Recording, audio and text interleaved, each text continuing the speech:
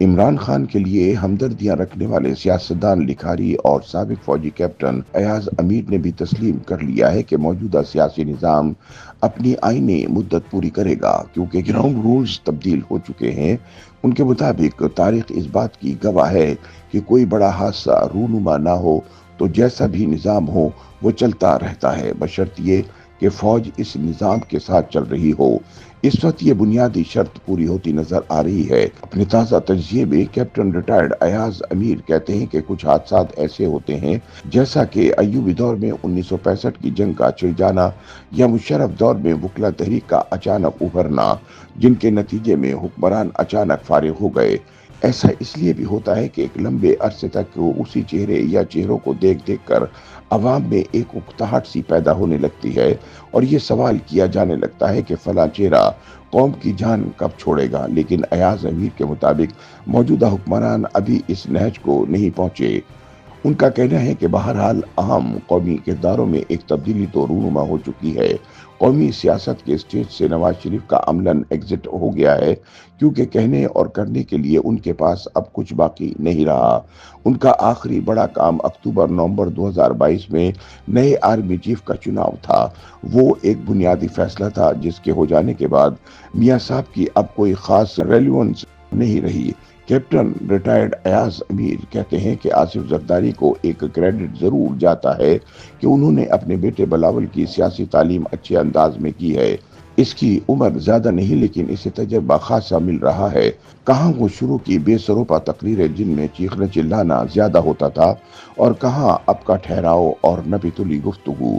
ان کا کہنا تھا کہ میں نے حالیہ دورے امریکہ کے دوران انگلش میں بلاول کے 2 ٹی وی انٹرویو دیکھے جن میں انہوں نے شاندار گفتگو کی اور ان کے لہجے میں ذوالفقار علی بھٹو اور بے نظیر بھٹو کی جھلک دکھائی دی۔ کیپٹن ریٹائرڈ ایاز امیر کا کہنا تھا کہ بلاول بھٹو کو دیکھ کر سیاستدانوں کی نئی نسل سے کچھ اچھے کی امید وابستہ کی جا سکتی ہے، لیکن ایک بات طے ہے کہ جب تک موجودہ سیاسی نظام قائم ہے فیصلے عوام کے ووٹوں سے نہیں ہوں گے، یعنی فیصلہ عوام کی عدالت کی بجائے کہیں اور ہوگا۔ نون لیگیوں کو یہ بات سمجھ آئے تو ان کے لیے یہ خطرے کی گھنٹی ہے، کیونکہ ان کے تقریباً سارے نوجوان رہنما آکسفورڈ قسم کی انگریزی تعلیم سے فارغ ہیں۔ اصل حقیقت یہ ہے کہ گراؤنڈ رول بدل چکے ہیں اور یہ سب پچھلے 2 سال میں ہوا ہے۔ اس کا نتیجہ یہ ہے کہ پاکستان میں آئین موجود ہے لیکن کسی کے لیے رکاوٹ نہیں بنا ہوا۔ عدالتیں تو موجود ہیں لیکن حاکموں کے لیے کوئی مسئلہ نہیں۔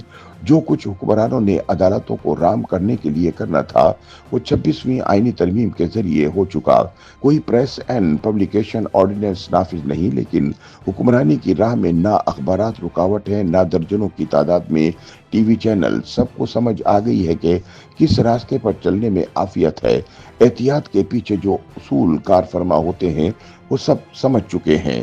کیپٹن ریٹائرڈ ایاز امیر کہتے ہیں کہ حکمرانوں کی جانب سے نہ تو کوئی پی سی او نافذ کیا گیا اور نہ ہی مارشل لا لگایا گیا، لیکن ہر چیز مکمل کنٹرول میں آ چکی ہے۔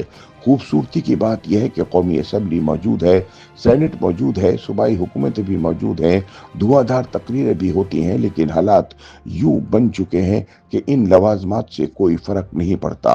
اوپر سے ہندوستان سے 4 روزہ مارکے کے نتیجے میں جذبہ اور جنون کی ایک ایسی فضا بن گئی ہے کہ ساری سیاسی حقیقتیں اوجھل ہو گئیں اور جو ملا جلا نظام چلایا جا رہا ہے اسے ایک بہت زبردست نفسیاتی تقویت مل گئی ہے۔